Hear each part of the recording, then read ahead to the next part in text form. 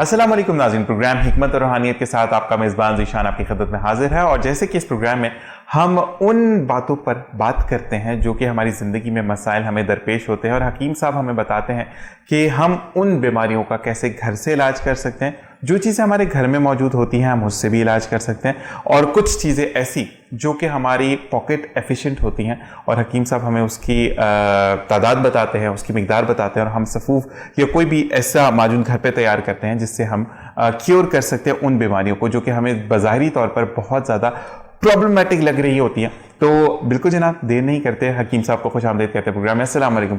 वालेकुम अस्सलाम। कैसे हकीम साहब? अल्हम्दुलिल्लाह। हकीम फरहान तारिकी साहब जो कि रजिस्टर्ड तिब हैं और माशाल्लाह जितने भी प्रोग्राम्स आपने देखे उसमें मुख्तलिफ अंदाज से आपको ट्रीट कर रहे होता है। एक बात मैं कहूँगा हकीम साहब आपकी कि आप माशाल्लाह एक बीमारी में अगर स्किन एलर्जीज हैं तो किसी को एक रेमेडी सूट नहीं करी तो आप सेकंड रेमेडी बताते हैं, सेकंड नहीं तो थर्ड रेमेडी, तो माशाल्लाह ये सिलसिला आपका चलता चला जाता है। तो इतनी चीज़ें याद रखना ईजी होता है? यूज टू हो जाते हैं। असल में हमारे यहाँ तिब जो है वो मिजाज पे टिकी हुई है। सही। 4 मिजाज हैं। सही। अब हर आदमी का मसला अलग अलग होता है। सही।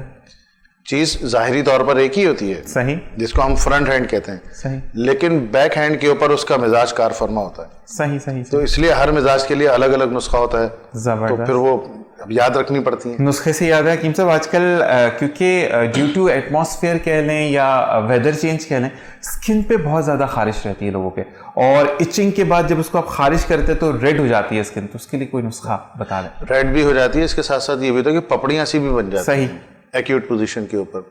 सबसे पहले तो ये करें कि खोपरे का तेल सही रात को सोने से पहले थोड़ा सा लेके उससे पूरे जिस्म पे मालिश करें। सही। सुबह शावर ले लें। एक तो ये है, अगर खोपरे का तेल अवेलेबल ना हो, सही, क्योंकि बहुत से लोग होते हैं वो कहते हैं कि जी चिपचिपा बहुत होता है सर्दियों में क्योंकि मौसम ठंडा आ रहा है, सही, जम जाता है, तो बादाम का तेल, सही, ये 2 तेल ले लें। ठीक है, जैतून का भी ले सकते हैं, लेकिन बादाम और नारियल का तेल वो ज़्यादा जल्दी काम करेगा। सही।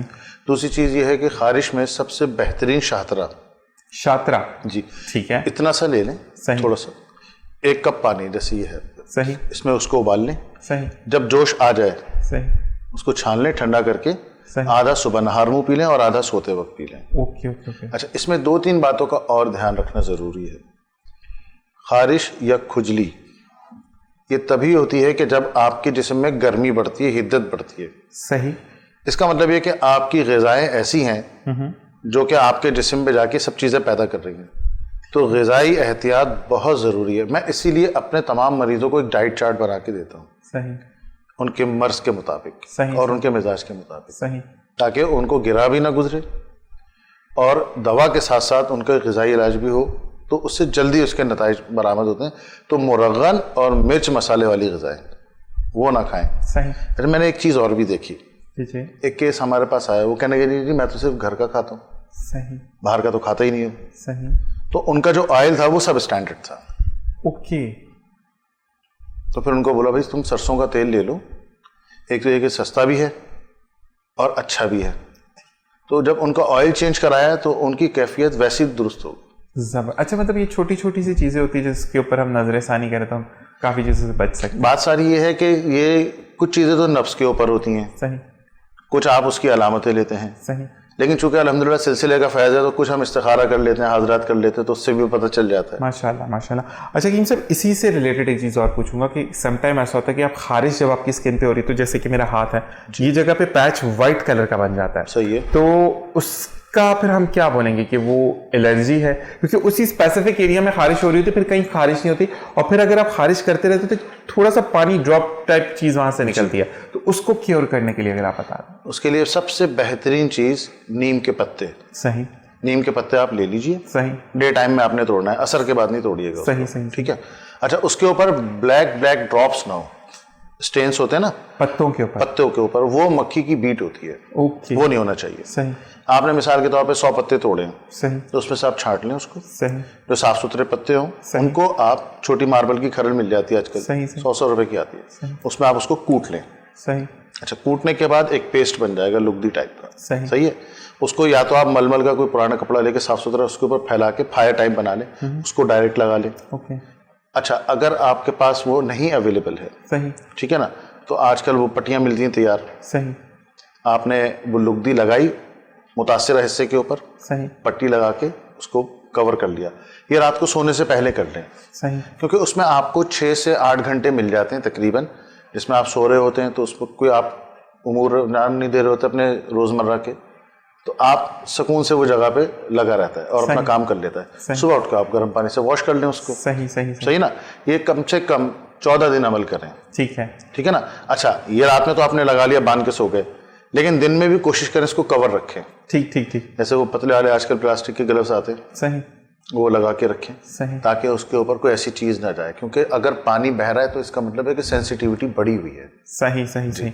और इसी हिसाब से हम हकीम साहब जब भी प्रोग्राम करते हैं तो हम काफ़ी चीज़ें वो डिस्कस करते हैं जो कि नौयत में मेरे साथ या आपके साथ पेश आ रही होती है। हकीम साहब, आजकल मैं ये कह लूँ कि गंदगी बहुत ज़्यादा हो गई है, तो लोगों की उंगली में फंगस बहुत आ गया, मतलब उंगली सूज जाती है, पस बन जाती है, और एक सर्टेन टाइम तो आपको दर्द बर्दाश्त करना है, उसके बाद वो जब पकेगा, उसको चीरा लगेगा, तो उसका कुछ ऐसा है कि जब वो स्टार्ट हो, जैसे कि आजकल इन 2 फिंगर्स में बहुत ज़्यादा प्रॉब्लम आ रही है, तो अगर वो पहले ही वो नुस्खा आजमा लिया जाए ताकि हम इतनी तकलीफ ना सहें। सबसे बेहतरीन चीज इसके लिए ये है जी जी, कि 1 चाय का चमचा फिटकरी सही, गर्म पानी में उसको डाल लें, सही, महलूल बना लें आप, सही, ठीक है। वो दोनों फिंगर्स को उसमें कम से कम 5 मिनट डिप कर दें, फिटकरी के अंदर, फिटकरी के अंदर। ठीक है, अच्छा, जब आप उसको डिप करेंगे तो हल्की सी इचिंग होगी। ठीक है, अगर उसका मर्ज पुराना है, ठीक है, या बड़ा हुआ है, सही, तो उसको इचिंग ज्यादा भी हो सकती है, लेकिन परेशान होने की जरूरत नहीं है, वो क्योर हो रहा है, सही, इसलिए इचिंग हो रही है। सही, सही, सही, सुबह, दोपहर, शाम, रात 4-4 घंटे से उसने करना है, या 3-3 घंटे से, सही, ठीक है। और रात को जब सोने लगे तो नीम का तेल सही, मिल जाता है आराम से, वो 3 से 4 कतरे मुतासिरा जगह पे लगा के ड्रॉप्स, और वो सो जाए ठीक उसको है, ढकने की, बंद करने की जरूरत नहीं है, सही, ये करें। अच्छा, इसमें तमाम किस्म के गोश्त, ठीक, अंडे, ये बंद कर दें। ओके, सुर्ख मिर्च बहुत कम इस्तेमाल करें, सही, कोशिश करें कि हरे रंग की सब्जियां इस्तेमाल करें, ठीक, ठीक, ठीक है ना।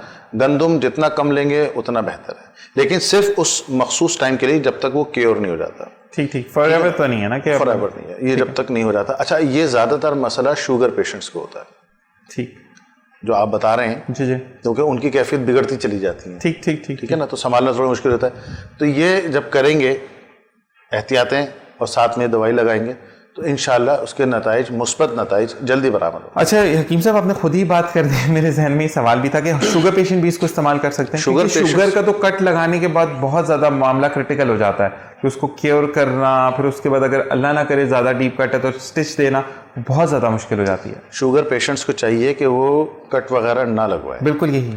अच्छा, ये जो मैंने रेमेडी बताई है, ये इसीलिए बताई है क्योंकि हमारे पास एक पेशेंट था, उसको हमने इस्तेमाल करवाया, शुगर पेशेंट ही था, ठीक है, तो ये सब पे कवर करता है।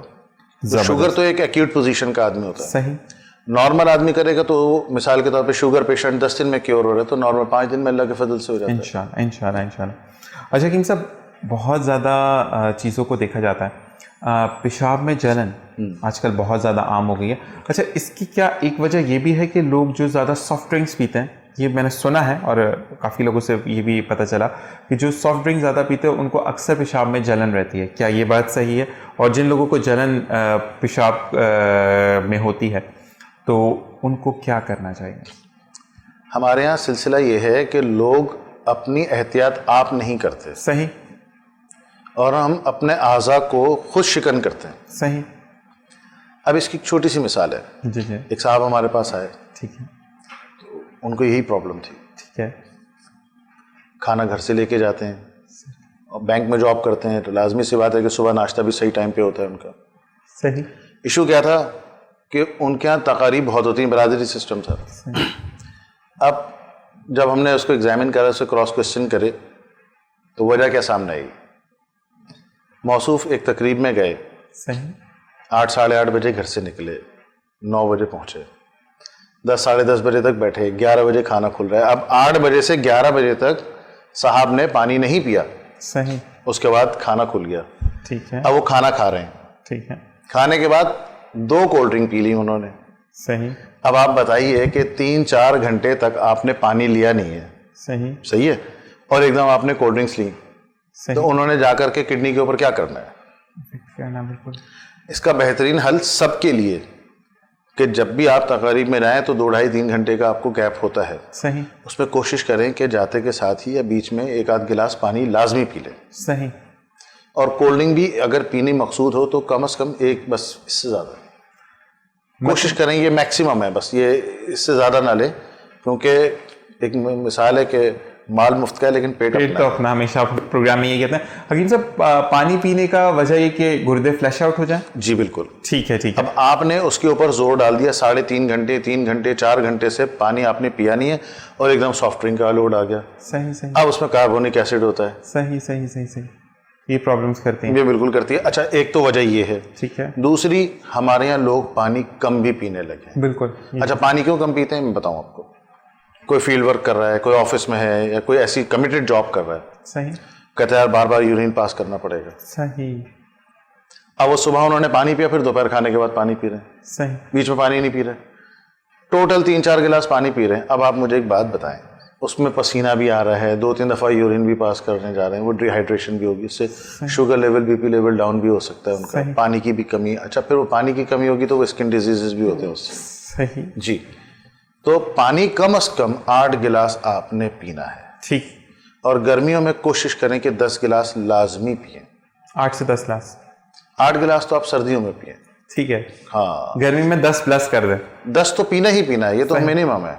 सही। उसके बाद बोनस। उसके बाद बोनस है। अच्छा, अब उसमें ये नहीं कि आप बैठे, कुछ लोग ये भी करते हैं कि 2-2, 3-3 गिलास पी जाते हैं एक साथ। ठीक। कि मुझे 10 पूरे करने हैं। नहीं, ऐसा नहीं करें। आपने नाश्ते में 1 गिलास पी लिया, फिर 11, साढ़े 11 बजे एक आध पी लिया, फिर 1 बजे पी लिया, फिर वो अगर आप डिवाइड करें तो वो आपके सुबह से लेकर रात तक 2-2, ढाई घंटे के, 1-1, 1.5, 2-2 घंटे के तवक्कुफ से वो आपका पूरा हो जाएगा। ठीक। अब ये 2-2 गिलास लोग भर रहे होते हैं, वो क्या होता है, पेट फूलता है। सही। तो ये भी ठीक नहीं है। सही। किसी भी चीज़ की जो ज़्यादती है ना, वो आपके जिस्म के ऊपर मनफी असरात मुरतब करेगी। बैलेंस लेके चलना है आपने। और दूसरी बात यह है कि हमारे यहाँ पर क्रेविंग इस चीज़ की आ गई हकीम साहब कि हमें अगर प्यास लगी तो हमने सॉफ्ट ड्रिंक ही पीनी है, चाहे वो वाइट फॉर्म में हो या ब्लैक फॉर्म में हो, जो कि आपके मैदे को वाकई में इफेक्ट करती है। अगर आप आदत बनाते हैं, कहते हैं शुरू में थोड़ा सा मुश्किल होता है, लेकिन फिर आपको जब आदत हो जाती है कि नहीं मैंने पानी ही पीना है, तो फिर एक तो आप बॉडी वाइज अच्छे रहते हैं और आपको फिर डिहाइड्रेशन नहीं होती, ये प्रॉब्लम नहीं आती। अच्छा, एक मसला इसी से रिलेटेड है कि बार बार कुछ लोगों को यूरिन पास आउट होता है और बिल्कुल पानी जैसा यूरिन पास आउट होता है, तो उसकी क्या वजूहत है? उनके मसाने में सर्दी होती है। ठीक है। क्योंकि बिल्कुल वाइट हो रहा है, थोड़ी थोड़ी देर बाद हो रहा है, प्रेशर से हो रहा है। सही। अच्छा, ऐसे लोगों को रुकता भी नहीं है। सही। मिसाल के तौर पे हाजत हुई, सही, अब उन्होंने they have to rush to washroom, नहीं तो वो समटाइम्स ऐसा होता है कि वो 1-2 ड्रॉप्स उसके जो है ना वो निकल जाते हैं जी। तो इस किस्म के मरीजों को चाहिए कि दारचीनी का कहवा सुबह शाम लाजमी पिए। सही। ठीक है, अगर दूध में उबाल के दारचीनी पिए तो क्या ही बात है, नहीं तो कम से कम पानी में ही उबाल के पी लें। ठीक है। दूसरी चीज़, संगदाना मुर्ग, संगदाना मुर्ग, जिसको हम पोटा कहते हैं। ठीक है, बड़ा डिफरेंट नाम है तो संगदाना मुर्ग पोटा ठीक आराम से अवेलेबल होता है। सही। उसको आप घर ले आइए। सही। चूने का पानी, चूने का पानी जो पान में डलता है ना चूना, वो मिल जाती है थैली पर। ठीक है। वो लाके आप फ्रिज में रख लें, खराब नहीं होता। सही। 1 चमचा चूना लिया, सही, तकरीबन आपने उसमें 3 गिलास पानी डाला, उसका महलूल बना के पोटे डाल दिए उसमें। ठीक है। सही है, उसका जो भी फुजला है वो कोई तकरीबन 15-20 मिनट छोड़ दें, सब ऊपर आ जाएगा। सही। उसको आप साफ कर लें। सही। सही है, वो बिल्कुल क्लियर हो गया। ठीक है। उसको फिर आप मशीन में, घर में होती हैं अब तो, कबाब बना लें उसके कबाब। सही। सही। अच्छा, थोड़े से स्पाइसी करिएगा उसको, क्योंकि आपके जिस्म में पहले ही सर्दी है। सही। तो गर्म मसाला, दारचीनी वगैरह जो होते हैं रिवायती मसाले घर के, वो आप उसमें डाल के कबाब बना लें। सही। 2 कबाब आपने सुबह लेने हैं और 2 कबाब रात को लेने हैं। ठीक है। ये आपने सर्दियों में, और अगर मौसम गर्म है, अच्छा जिसके मसाने में सर्दी होती है उसको गर्मियों में भी पेशाब ज़्यादा आता है। ठीक है। लेकिन गर्मियों में इसकी मिकदार कम करते हैं, 1 सुबह नाश्ते में कबाब लें और 1 रात को लें। सही। तो ये करें इंशाल्लाह। अच्छा, इसके तरीके के 15-20 दिन आपने ये खाया, फिर हफ्ता 2 हफ्ता गैप किया, फिर इस तरीके से 15-20 दिन किया, तो ये इंशाल्लाह लेने चाहे तो 40-45 दिन में मसला हल हो जाएगा। सही। अच्छा किंग साहब, कुछ लोगों को ये होता है कि यूरिन पास आउट कर लेते हैं लेकिन उसके बाद भी यूरिन ड्रॉप्स आते हैं, वो 10 मिनट बाद आए, 5 मिनट बाद आए, 2 मिनट बाद, डिपेंड करता है ऑन द बॉडी नेचर, तो उसकी वजूहात क्या है? मसाना खाली नहीं होता है। ठीक है। अच्छा, फिर कुछ ये भी होता है कि शुगर पेशेंट्स होते हैं या कुछ ऐसे हो जिनकी ओवर एज होती है, सही। जिस्म के पट्टे कमज़ोर हो जाते हैं। ठीक है। अच्छा, ये जिसमें असफंजी है, लाजमी सी बात है। ठीक है।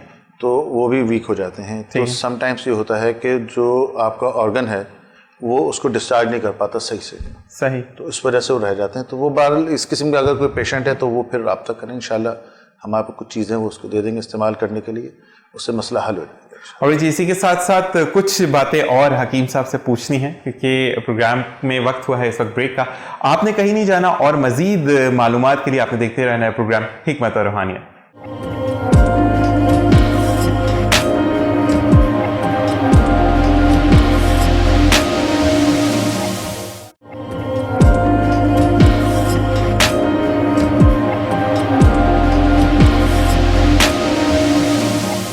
वेलकम बैक नाजरीन। और अब हकीम साहब से सवाल करते हैं कि कुछ लोगों को प्रॉब्लम ये होती है, जिनमें से बेशतर वो लोग होंगे जो कि मेरी इस बात से इत्तफाक करेंगे, उनकी शुगर लेवल बढ़ा रहता है और दवाइयों के इस्तेमाल से क्या प्रॉब्लम आती है। हकीम साहब से पूछता, हकीम साहब कुछ लोगों को शुगर का प्रॉब्लम है और जो दवाइयाँ लेते हैं तो उनके पट्टे कमज़ोर होके या पट्टे लटक जाते हैं, तो इसकी क्या वजूहत है? जो शुगर की मेडिसिन लेते हैं उनके जिस्म के ऊपर 3-4 काम लाजमी होते हैं। ठीक ठीक। किसी को एक होता है, किसी को 2 होते हैं और किसी को तीनों कैफियत पैदा होती है। मिसाल के तौर पर किसी को पेशाब बार बार आना शुरू हो जाता है। सही। किसी की याददाश्त कमज़ोर हो जाती है। सही। किसी के दांत गिर जाते हैं। सही। किसी के पट्टे कमज़ोर हो जाते हैं। सही। अच्छा, किसी किसी को एक एक कैफियत होती है, किसी को चारों भी हो जाती हैं। सही। डिपेंड करता है उसके इम्यून सिस्टम के ऊपर। तो ये बुनियादी वजह है। इसमें सिर्फ और सिर्फ ये करना चाहिए कि ग़िज़ाई एहतियात बहुत लाजमी। सही। और खाली पेट वॉक। खाली पेट वॉक। खाली पेट वॉक। अच्छा, अगर शुगर बढ़ी हुई है तो तुख्म हंजल, ठीक है, हंजल के बीज, ठीक है, ठीक है, वो ले लीजिए। एक खाने का चमचा 1 गिलास पानी में रात को भिगो दें। सही। सुबह उठ के उसको छान लीजिए और वो पी लें नहार में। ठीक है।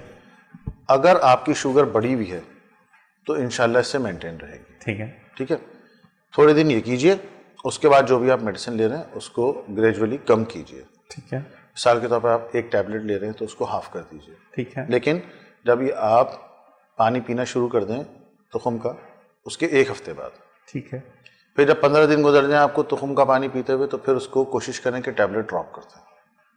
तो ये से अल्लाह ने चाहा तो मसला हल हो जाएगा। लेकिन जो डेफिशिएंसी हुई है जिस्म में, अब वो वेरी करती है case to case, person to person. ठीक है, उसके फिर ये वो क्लिनिकली रब्ता कर लें, इंशाल्लाह फिर जो होगा उसको ठीक है। अच्छा हकीम सर, एक चीज़ और शुगर से रिलेटेड कि कुछ लोगों का ये मानना है, कुछ 50% पे हम बात अगर करते हैं तो 50% लोग कहते हैं कि शुगर का कोई इलाज नहीं है और 50% लोग ये कहते हैं कि शुगर का इलाज और शुगर सही भी हो जाती है, तो कौन सही है? शुगर ठीक नहीं होती। नहीं होती। ठीक, ये ज़रूर है कि कंट्रोल हो जाती है। सही। अच्छा, एक बात और है कि हम ग़िज़ाई एहतियातें और कुछ अद्वियात दे के उसके मुज़िर असरात से भी बच सकते हैं। सही। लेकिन बात यह है कि उसको आपने कुछ दिन मेडिसिन लेने के बाद उस कैफियत को कायम रखने के लिए ग़िज़ाई एहतियातें और कुछ और दीगर एहतियातें बताई जाती हैं। मैंने आपसे अर्ज़ किया ना, मैं अपने हर पेशेंट को चार्ट बना के लाजमी देता हूँ उसकी कैफियत के हिसाब से। सही। ग़िज़ाई के तुमने क्या खाना है, क्या नहीं खाना, और तुमने क्या एक्सरसाइज करनी है, और अगर एक्सरसाइज नहीं करनी तो तुमने वॉक करनी है, नहीं करनी है, और कैसे करनी है। तो ये सब चीज़ें हम बताते हैं उसको। सही सही सही। उसकी वजह यह है कि दवाइयों के ऊपर उसको मुसलसल नहीं रखना। सही। थोड़े दिन, ताकि उसकी कैफियत नॉर्मल हो जाए।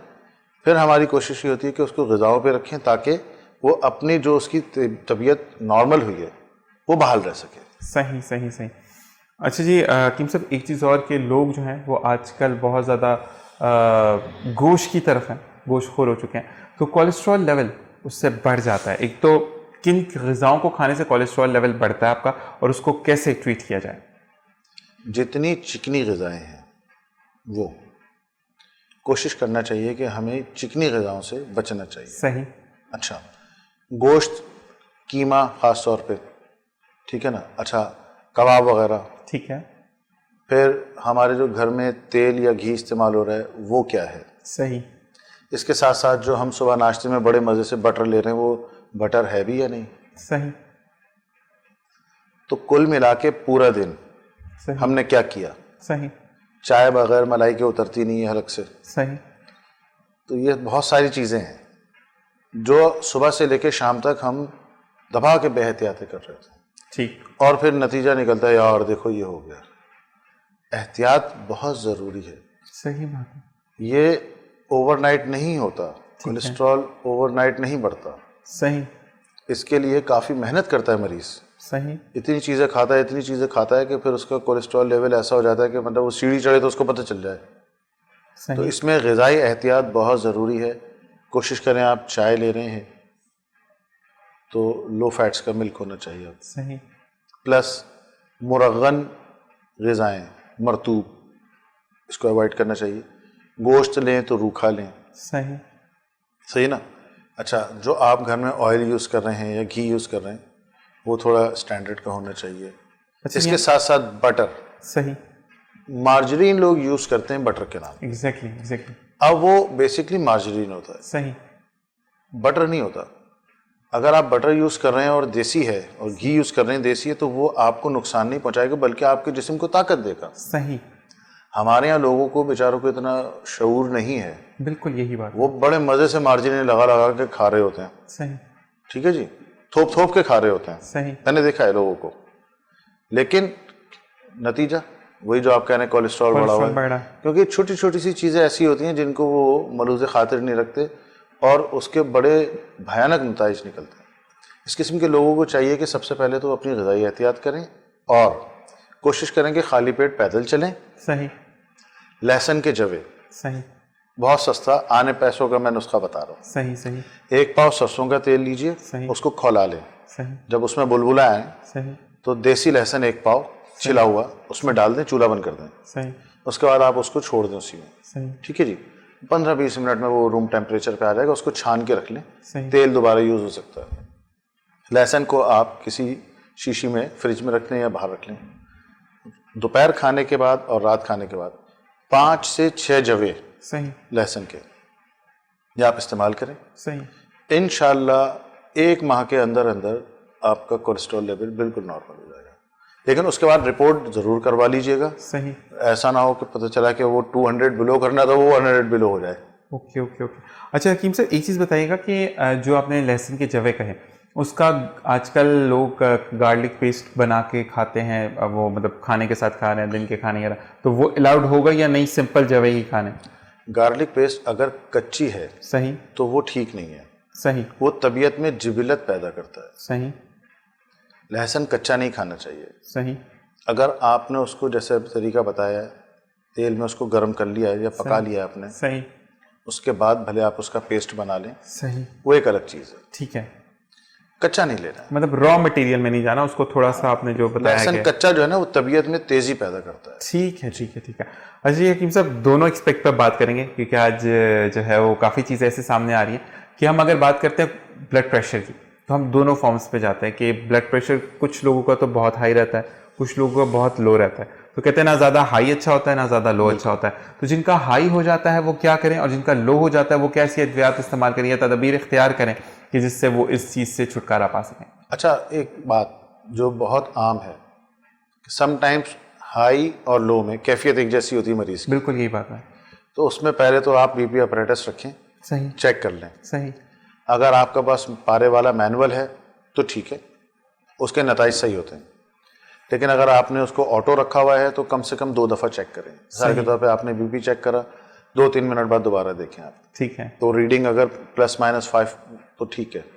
लेकिन अगर ज़्यादा डिफरेंस हो तो फिर आप 1 दफ़ा और चेक करें, सही। क्योंकि वो उसके जो ऑटोमेटिक होते हैं उसके रिजल्ट ज़रा यकीनी नहीं होते। हाँ जी, डिफरेंट होता है। सबसे पहली तो बात यह है, अगर हाई है सही तो उसका बेहतरीन मैं बता देता हूँ, जी जी सूखा लहसुन सही 150 ग्राम सही और सूखी अदरक सही जिसको सौंठ भी कहते हैं 50 ग्राम, इसको बारीक सफूफ बना लें। सुबह नाश्ते के बाद 2 चुटकी, सही दोपहर खाने के बाद 2 चुटकी, ठीक है रात खाने के बाद 2 चुटकी, ठीक है कम से कम 15 दिन इस्तेमाल करें। सही बीपी अपना सुबह शाम चेक करें, एक चार्ट बना लें, लिखते जाएं उसके ऊपर, ठीक है सही ना। राइट लेफ्ट साइड के ऊपर डेट लिखी सही और उसके साथ 2 कॉलम बनाएं, मॉर्निंग इवनिंग। ठीक ठीक अब डेट के आगे आप लिखते जाएं, सही।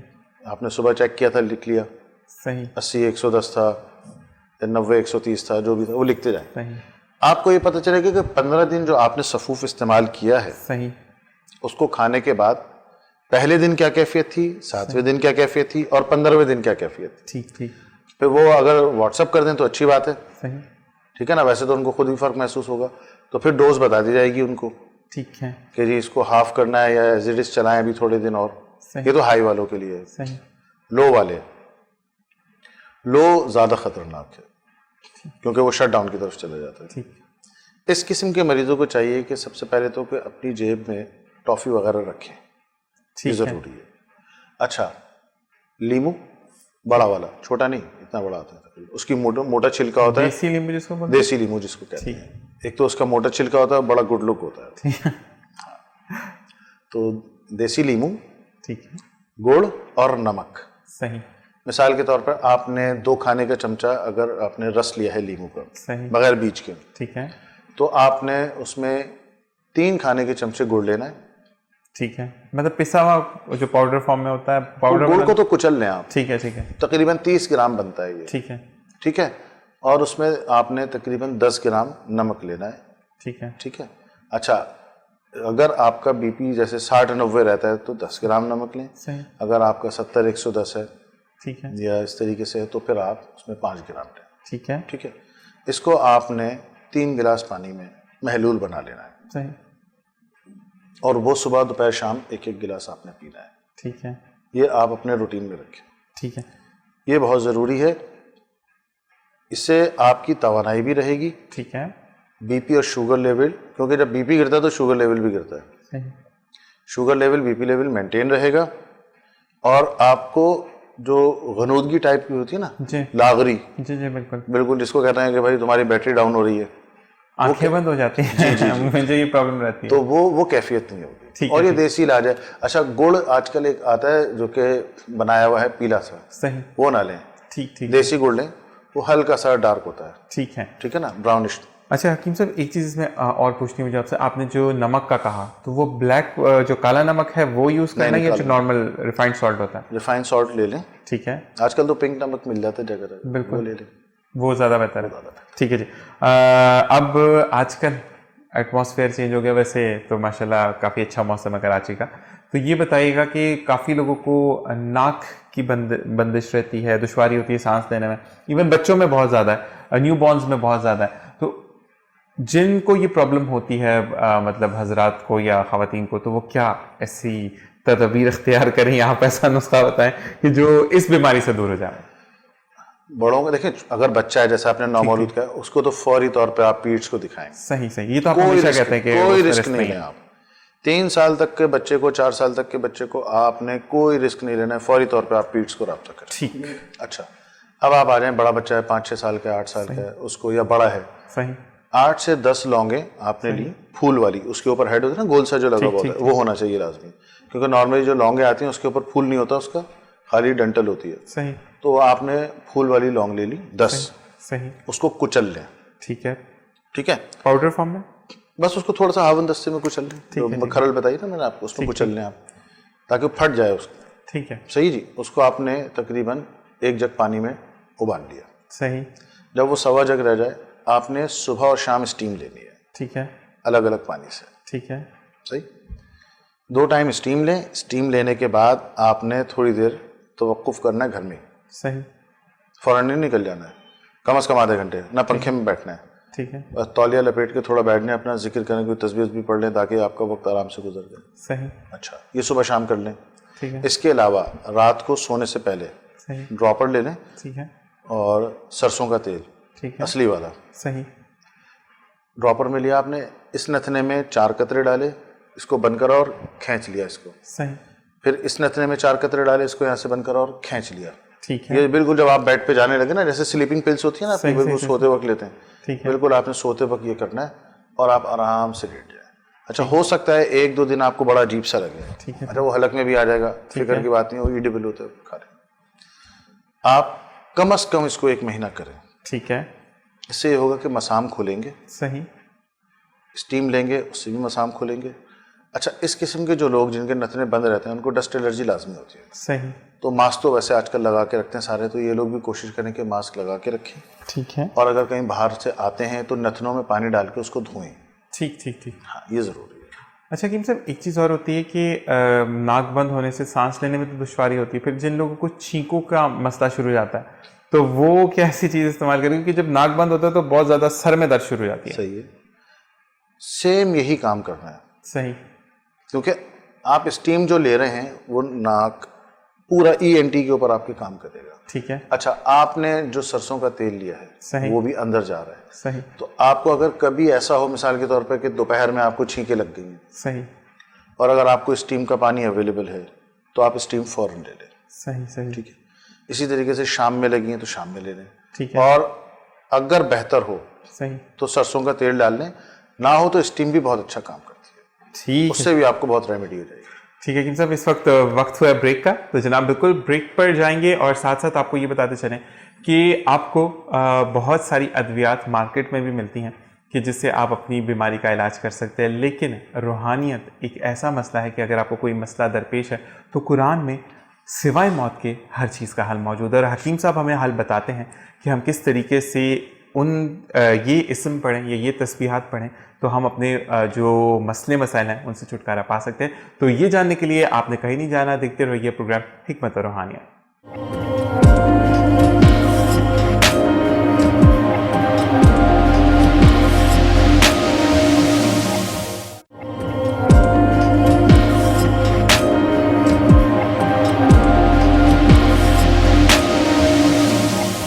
खुश आमदीद नाज़रीन, प्रोग्राम में सिलसिला शुरू हुआ जाता है जिसे हम कहते हैं रूहानियत का, और रूहानियत के वो मसले जो हमें दरपेश होते हैं और उनका हल भी दुनिया में मौजूद है, जो कि हकीम साहब हमें बताते हैं।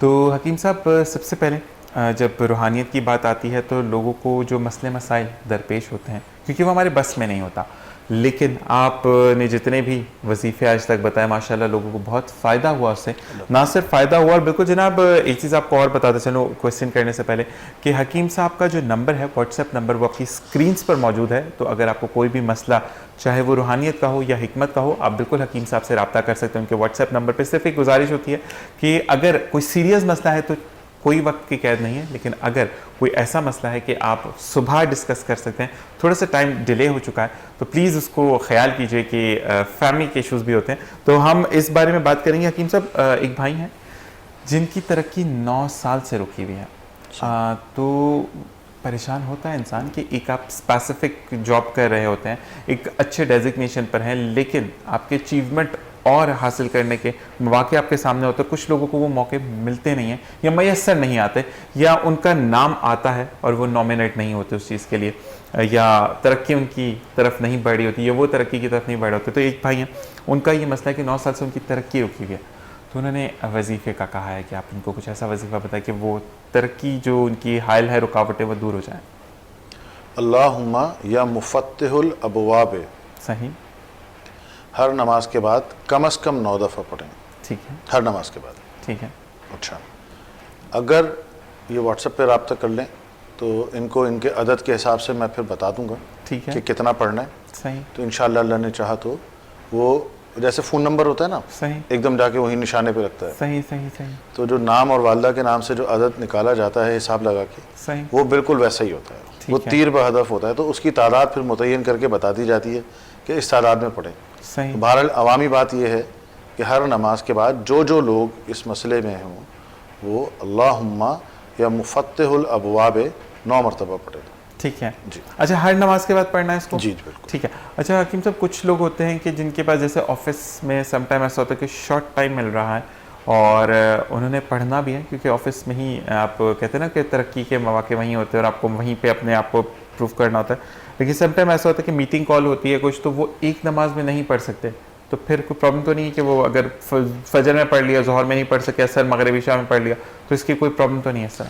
भाई इसमें टोटल 15 सेकंड लगेंगे। सही, 20 सेकंड लग जाएंगे। ठीक है, अब जोहर की नमाज तो आप पढ़ते ही हैं, ठीक है, सही है ना, उसके बाद आप आखिर में आयतल कुर्सी भी पढ़ते हैं, ठीक है, तो जितना टाइम में आप आयतल कुर्सी पढ़ेंगे उसके आधे टाइम में आप ये भी पढ़ लेंगे। ठीक है, 9 दफ़ा इसलिए बताया, कलील मिकदार है। जबरदस्त, अच्छा, जो हिसाब लगा के बताया जाएगा, अब मिसाल के तौर पे एक साहब का 371 आ गया, सही, तो वो तो फिर उसको बता दिया जाएगा भाई तुम फजर के बाद पढ़ लेना या इशा के बाद पढ़ लेना। ठीक ठीक ठीक, जिनके अदाद ज़्यादा आते हैं। ठीक 9 तो बहुत कलील सी मिक़दार बिल्कुल, है, बिल्कुल, ये आराम से हर नमाज के बाद पढ़ा जा सकता है। ठीक है। अच्छा, सबसे पहले एक सवाल ये कि एक भाई हैं जिन्होंने एक सवाल किया है कि मुझ पर जादू करवाया है किसी ने और उनके काम जो हैं वो रुकते चले जा रहे हैं। सबसे पहले तो हमें कैसे पता चलेगा कि हम पर जादू हुआ है तो हमारे काम रुक रहे हैं, या हमारी नीयत हमारे आड़े आ रही है? कि हम जब बुग़्ज़ रखते हैं तो अल्लाह ताला अगर मुझसे प्यार करता है तो वो आपसे भी उतना ही प्यार करता है, तो हमें पता कैसे चलेगा कि हम पर जादू हुआ है? थोड़ा सा ये हमारे देखने वालों को क्लियर कीजिए। हर दूसरा आदमी यही कहता है, फ़ोन जिसका आता है या व्हाट्सअप जिसका आता है ना, जी जी, कि हकीम साहब जादू हुआ हुआ, ये ऐसा नहीं है। सही आप फंडामेंटल्स को देखिए, हो क्यों रहा है। सही अच्छा, किसी के साथ वाकई होता है, सही, तो इस किस्म के केसेस में ये है कि व्हाट्सएप के ऊपर नाम और वालदा का नाम भेज दें, चेक करके बता देंगे।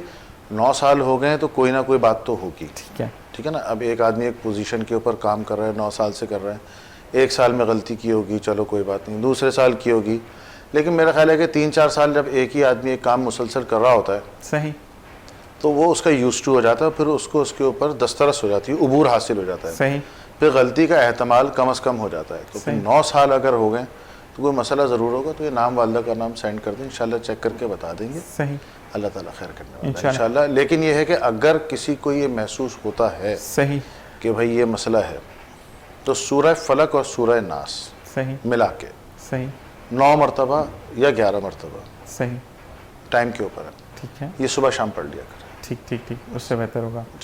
अच्छा हकीम साहब, एक चीज़ और कि अगर आप पर वाकई में जादू हुआ है तो उसकी अलामात क्या होंगी? बहुत सारी अलामत है, स्पेसिफिक कुछ ऐसी बता दें मिसाल के जिससे तौर पर हम जज कर सकें। मैं बताऊँ आपको, बहुत से केसेस ऐसे आते हैं, जी जी, ठीक है ना, उनसे फिर बात पूछते हैं तो उसमें तो इस्तिखारा करने की भी ज़रूरत नहीं पड़ती। सही, किसी को ऐसा लगता है कि उसके जिस्म के ऊपर कोई कीड़ा रेंग रहा है, ठीक है, मिसाल के तौर पर यहाँ कीड़ा रेंग रहा है, अब वो जब शर्ट हटा के देखेगा तो कुछ भी नहीं होगा। ठीक ठीक ठीक, उसने खाना खाया, सही 2 रोटी खाई, सही, होटल की खाई, बड़ी होती है वो, सही सही, 2 बजे खाई है, 3 बजे फिर भूख लग रही है उसको, ऐसा लगता है जैसे उसने कुछ खाया ही नहीं है। ठीक ठीक ठीक, सही ना। इसके अलावा उसकी जो फुजला है बॉडी, उसका डार्क कलर होगा, ब्लैक टाइप का, ओके, ये भी एक चीज़ है उसके अंदर। फिर उसको हाजत बार बार होगी, सही, ये भी एक बात है। सही ना। नींद का गलबा उसको ज़्यादा रहेगा, सही, ये भी होता है। अच्छा, एक चीज़ और भी होती है जी, जी। कि मिसाल के तौर पर वो सब्ज़ी लेने गया, ठीक है, उसने 10 का नोट निकाला कि भाई मुझे धनिया दे दो, अब वो यूँ खड़ा हुआ है लेके, सही, और वो सब्ज़ी वाला उसको इग्नोर कर देगा, उसके बाद आने वाले आदमी को पहले दे देगा। ये भी सब चीज़ें होती हैं। अच्छा हकीम साहब, यहाँ पर एक चीज़ पूछनी है कि ऑफिस में एक बंदा है, उसको ये लगता है कि जब वो, क्योंकि आप जब बैचलर लाइफ में होता है, बड़े हो जाते तो आपका कमरा ही अदा कर दिया जाता है, तो वो कहता है कि मुझे अक्सर ये फील होता है कि मैं जैसे ही लेटता हूँ तो कोई झांक रहा है। तो आपको, क्योंकि प्रोग्राम वो देखता है, तो उसने ये भी कहा था कि मुझे इसी चीज़ से याद आया रिलेट करते हुए कि ये उसका वहम है या वाकई में ऐसा कुछ होता है कि आपने किसी, वो कहते हैं कि मुझे काफ़ी लोगों ने कहा कि तुम पे शायद जादू करवाया हुआ है, तो ये तुम्हें ये फील होता है कि तुम जैसे ही लेटते हो तो मुझे ऐसा लगता है कि मुझ पर कोई नज़र रखे हुए, तो ऐसा होता है? ये उनका वहम है, वहम है, क्योंकि अगर खुदा न खास्ता कोई कैफियत होती, ठीक है, अभी 3 दिन पहले खातून आई, सही, मेरा ख्याल है 100 kg से अब उनका वेट होगा, सही, काफ़ी। अब वो बेड किस लेवल का होता है? मुश्किल से 2 फुट 2.5 फुट, इससे बड़ा नहीं होता, ठीक है, सही है। वो कहने लगे कि जी एक इतना सा कोई आता है, यहाँ से उसका हिस्सा ऊपर गायब है, ओके, और वो यूं उठाता है और पटक देता है बेड के ऊपर ही। सही, अब बताएं आप, तो अगर इस किस्म की कोई कैफियत हो सही, तो वो सिर्फ आके बताएगा नहीं कि मैं हूँ, सही, वो नुकसान भी पहुँचाएगा। ठीक है तो ये जी, बहुत से लोगों को वहम भी होता है। अच्छा, इसी तरीके से एक साहब थे, उनका केस था, वो तो बहुत ही अजीब था। ठीक ठीक, उन्होंने एक जगह पे घर बनाया, वहाँ पे पहले कचरा कुंडी थी, वो ठीक खैर जगह साफ वाफ करके उन्होंने पूरी वो सोसाइटी टाइप की बना ली। ठीक है, अब वो जनाब शाम को देखते हैं कि कोई गंजा सा काला आदमी खंजर लेके खड़ा हुआ है। ठीक है, अच्छा, पहले एक आदमी को दिखा, फिर पूरी फैमिली को, आहिस्ता आहिस्ता सबको दिखा, रात में दिखता था वो। ठीक है, तो फिर वो आए कि भाई ये, तो वो वाकई था। तो इस किस्म की चीज़ अगर होती तो वो नुकसान पहुंचाती है, लेकिन अगर कोई समझ रहा है कि कोई इसको देख रहा है या झांक रहा है, ये वहम है। तो वहम के लिए कोई आयतल कुर्सी बेहतरीन, आयतल कुर्सी 3 दफ़ा पढ़ें, अपने ऊपर दम कर लें, ठीक है जी। First class. और जी इसी के साथ हकीम साहब प्रोग्राम का भी वक्त ख़त्म होने वाला है, और मैं सिर्फ ये कहूँगा कि वो लोग जो कि वसवसों और सेल्फ ऑब्सेशंस पर बहुत ज़्यादा है, उनके लिए आप कुछ बता दें, ऐसा इसम बता दें या कुछ बता दें कि आजकल बहुत ज़्यादा सेल्फ ऑब्सेशंस लड़कों में बहुत ज़्यादा आ गई है, जो कि एक बुरी अलामत है, तो उनके लिए बता दें, फिर हम चलेंगे प्रोग्राम के अख्ताम की तरफ। सिर्फ एक चीज़ है, तवक्कुल।